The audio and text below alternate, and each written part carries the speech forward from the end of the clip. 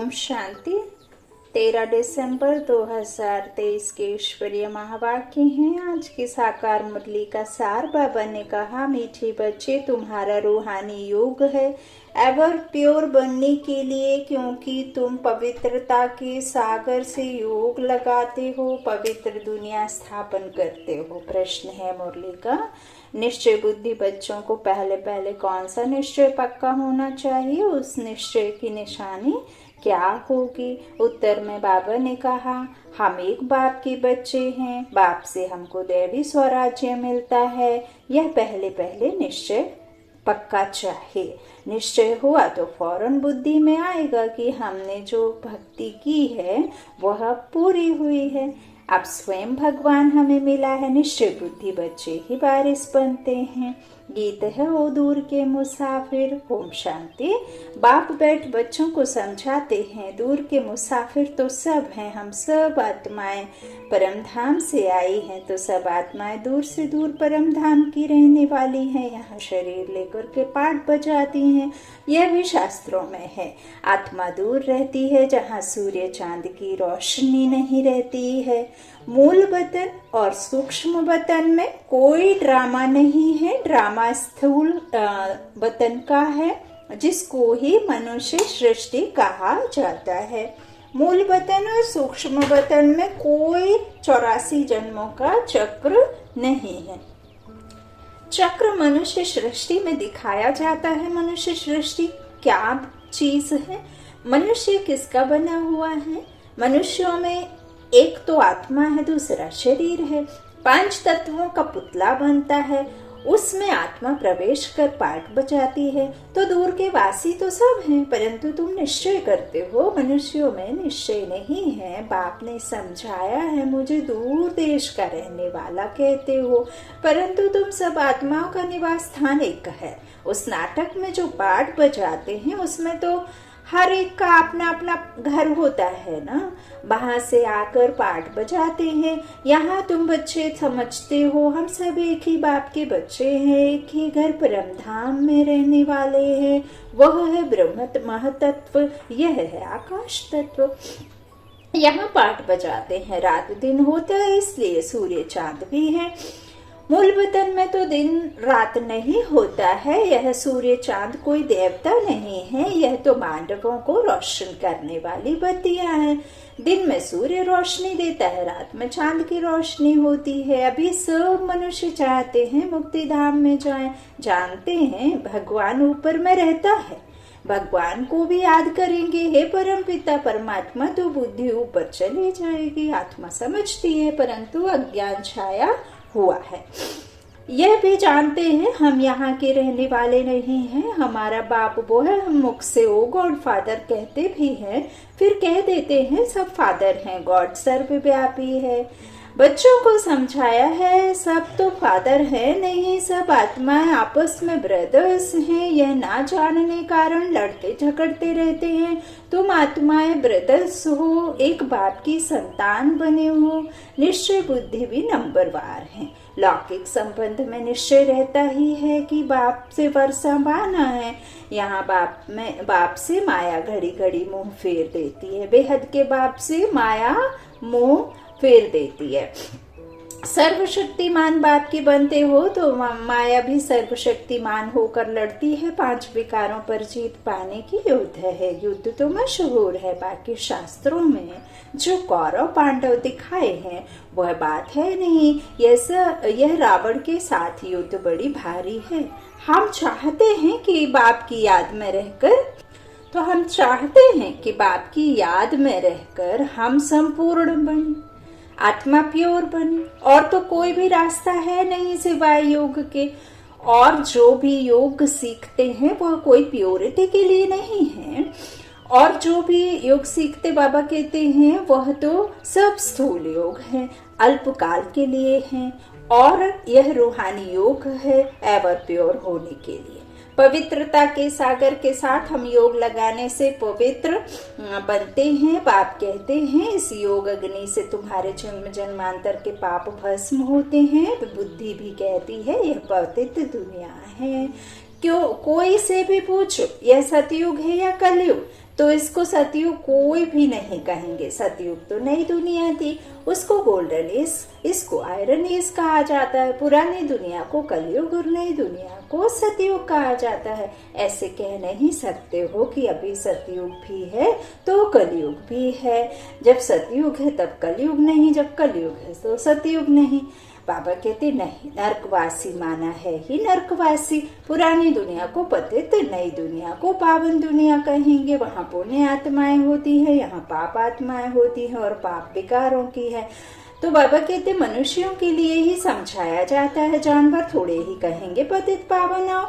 कोई से भी पूछो तो कहेंगे यह नर्क है। हाँ, नर्क जैसा है जीवन। तो भारत ही नई दुनिया स्वर्ग था, भारत ही पुरानी दुनिया नर्क है। नए से पुराना, पुराना से नया होना ही है, यह ड्रामा में मनोध है। भारत पर ही जोर देते रहो, दूसरे सब तो बीच में आते हैं, उससे हमारा ताल्लुक नहीं। हमारा धर्म ही अलग है जो अब प्रायः लोप हो गया है। अभी तुम निश्चय बुद्धि बने हो, जानते हो हम एक बाप के बच्चे हैं, बाप से हमको स्वराज्य मिलता है। पहले तो यह पक्का निश्चय चाहिए, ज्ञान सुनते हैं वह तो ठीक है, प्रजा बन जाती है, बाकी हम बेहद बाप के बच्चे हैं। बाबा कहते यह निश्चय हो जाए, समझे हमने भक्ति की है भगवान से मिलने के लिए। अभी भक्ति पूरी होती है, अब भगवान स्वयं आकर मिला है, उनसे सूर्यवंशी स्वराज्य पद मिलता है। हम इतना उच्च पद पाते हैं जैसे साहूकार लोग बच्चे को गोद में लेते हैं ना, तो वह तो एक बच्चा लेते हैं। यहाँ तो बेहद के बाप को अनेक बच्चे चाहिए। कहते हैं जो मेरा बच्चा बनेगा उनको स्वर्ग का वर्षा मिलेगा, जो मेरा नहीं बनते तो वर्षा ले ना सके, श्रीमत पर ही नहीं चलते। जिनको निश्चय हो जाता है वह तो कहते बाबा आप फिर से आए हो, बस हम तो आपका हाथ नहीं छोड़ेंगे। बाप बच्चों को समझाते हैं, बच्चे फिर दूसरों को समझाते हैं कि हम पारलौकिक बाप के बच्चे बने हैं, उनकी श्रीमत पर हम चलते हैं, हमको परमपिता परमात्मा पढ़ाते हैं। इतने सब बी के बने हैं तो जरूर निश्चय है, तो हम भी क्यों न बने। लिख करके भेज दें कि हम आपके बने हैं। बाप कहेंगे हम कोई दूर थोड़े ही हैं, हम तो यहाँ बैठे हैं, हाजिर हैं, यहाँ प्रैक्टिकल में बैठे हैं। जैसे प्रेसिडेंट के लिए कहेंगे कि इस सृष्टि पर हाजिर है, तो इसका मतलब यह नहीं है कि प्रेसिडेंट सर्वव्यापी है, एक ही होगा ना। तो ऐसे परम पिता परमात्मा जिसको सुख करता दुख हरता कहा जाता है, वह सर्वव्यापी नहीं हो सकता। उनकी हाजिरी में मनुष्य इतने दुखी कैसे हो सकते, जबकि बाप की गैर हाजिरी स्वर्ग में भी कोई दुखी नहीं रहता। बाप ने बच्चों के लिए ये घोंसला बनाया है, जैसे चिड़िया बच्चों के लिए घोंसला बनाती है, तो बाप भी तुम्हारे लिए तुम्हारे द्वारा ही आखेरा घोंसला बनवाते हैं। तुम्हारे ही रहने के लिए स्वर्ग का आखेरा बन रहा है। बाप कहते हैं तुम मेरी मत पर चलेंगे तो स्वर्ग में राज्य करेंगे, अगर पूरा निश्चय हो तो एकदम पकड़ लेंगे। ऐसे भी नहीं है कि यहाँ बैठ जाना है, घर बार तो छोड़ना नहीं है, बाल बच्चे नहीं छोड़ना, ग्रस्त व्यवहार में रहना, सब कार्य कर्म करते बाबा की याद में रहना। वह तो घर बार छोड़ते हैं, गुरु को भगवान समझते हैं, वह कोई जीते जी मरते नहीं है। तुमको तो जीते जी मरकर फिर सतयुग में जीना है। तुम बाप से बेहद का वर्षा लेते हो। जब निश्चय हुआ कि बेहद का बाप पढ़ाते हैं, 21 जन्मों का वर्षा देते हैं, तो उनकी श्रीमत पर चलना पड़े। बच्चा बना तो बाप डायरेक्शन देंगे। पहले तो एक हफ्ता भट्टी में बैठो, तुमको रोज नॉलेज मिलती रहेगी। सब तो एक जैसे नहीं समझते हैं। हर एक अपने पुरुषार्थ और तकदीर अनुसार पाते हैं। पुरुषार्थ और तकदीर के ऊपर ही होता है, पता लग जाता है कि तकदीर में क्या है, क्या पद पाएंगे। बाबा कहते हैं बाप का बनकर फिर गृहस्थ व्यवहार में भी रहना है। अच्छा गृहस्थ व्यवहार नहीं है तो जाकर अंधों की लाठी बनो, सत्यनारायण की कथा सुनाने जरूर जाना है। अब देखो, प्रेम बच्ची सेवा पर गई है, जिन्होंने निमंत्रण दिया है उन्होंने आज यान की, बहुतों से मुलाकात कराई, प्रभावित हुए। परंतु बाबा कहे निश्चय बुद्धि एक भी नहीं है कि इन्हों को बेहद का बाप पढ़ाता है, जिससे 21 जन्मों का वर्षा मिलता है, प्रभावित होते हैं। परंतु ऐसे थोड़े ही निश्चय हुआ कि बरोबर ज्ञान का सागर बाप पढ़ा रहे हैं। हाँ, सिर्फ कहेंगे बहुत अच्छा है, बहुत अच्छा कहना, अच्छा लगा, पहली बार सुना, इससे थोड़े ना आपका जीवन सुधरेगा। आपको अच्छा लगा तो आपको धारणा करनी है, उस पर अमल करना है, उसे अपने जीवन में उतारना है ना। तो बाप की याद में रहना है, उस पर निश्चय हुआ, माना आपको भी अलौकिक जन्म हो गया है ना। तो अलौकिकता में रहना है, आप में निश्चय करना है कि मैं आत्मा हूँ, शरीर नहीं हूँ, देही बनना है। तो जैसे ही बाहर गए फिर खलास, कोई बिरला ही पुरुषार्थ करेंगे, भला आपस में सत्संग करेंगे, परंतु जो करेंगे वह भी निश्चय बुद्धि नहीं। हाफ कास्ट कहा जाता है निश्चय और संशय। निश्चय बुद्धि विजयंती, संशय बुद्धि विंशंति। अभी कहेंगे बाप पढ़ाते हैं, अभी कहेंगे कि यह कैसे हो सकता है। हाँ, पवित्र बनना अच्छा है, परंतु पवित्रता में रहना बड़ा मुश्किल है। पहले तो निश्चय चाहिए, गदगद होकर लिखे। जैसे बांधेली गोपिकाएं पत्र लिखती हैं, वैसे छुटेले कभी लिखते थोड़े ही है।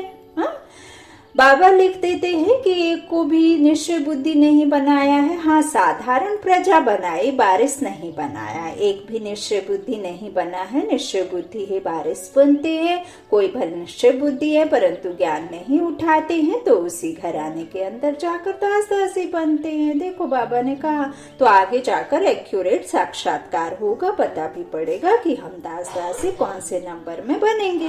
फिर बहुत पछताएंगे, हम तो श्रीमत पर चले नहीं, तब यह हाल हुआ। फिर भी हर हालत में कहेंगे ड्रामा, इनका ड्रामा में ऐसे ही कल्पांतर का पार्ट है।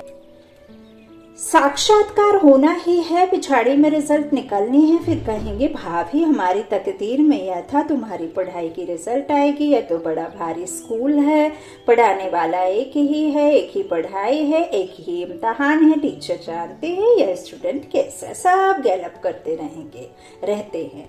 आगे चलकर बहुत कुछ पता लग जाएगा। घड़ी घड़ी तुम ध्यान में चले जाएंगे, जैसे शुरू में जाते थे।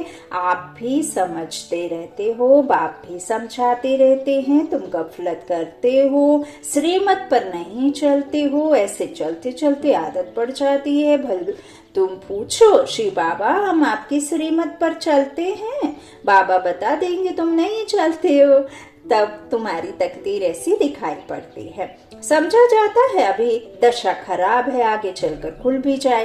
कोई काम के हल्के नशे में गिरते हैं। भारत पावन था, श्रेष्ठाचारी था, जो अब भ्रष्टाचारी है। उन श्रेष्ठ देवताओं की महिमा तो है ना। बाप कहते हैं यह है ही आसुरी सांप्रदाय, मैं आया हूँ देवी सांप्रदाय स्थापन करने। यह देवी देवता धर्म है, ऊंचते ऊंच बाप के द्वारा स्थापित किया गया घराना।